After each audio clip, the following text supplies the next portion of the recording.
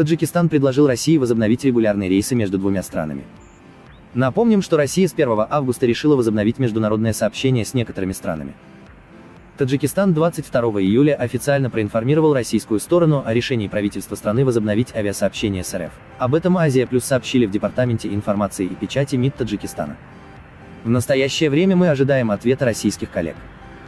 При принятии решения об открытии авиасообщения с Россией мы исходим из того, что данный процесс будет происходить при строгом соблюдении санитарных и противоэпидемических требований, отмечают в таджикском МИДе. Напомним, с 1 августа Россия решила возобновить международное сообщение. Между Таджикистаном и РФ в настоящее время совершаются только чартерные рейсы для вывоза таджикских граждан.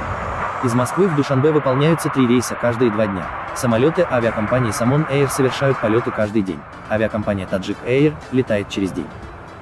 На сегодняшний день чартерными рейсами, которые осуществляются с 25 июня, в Таджикистан были возвращены более 6 тысяч граждан.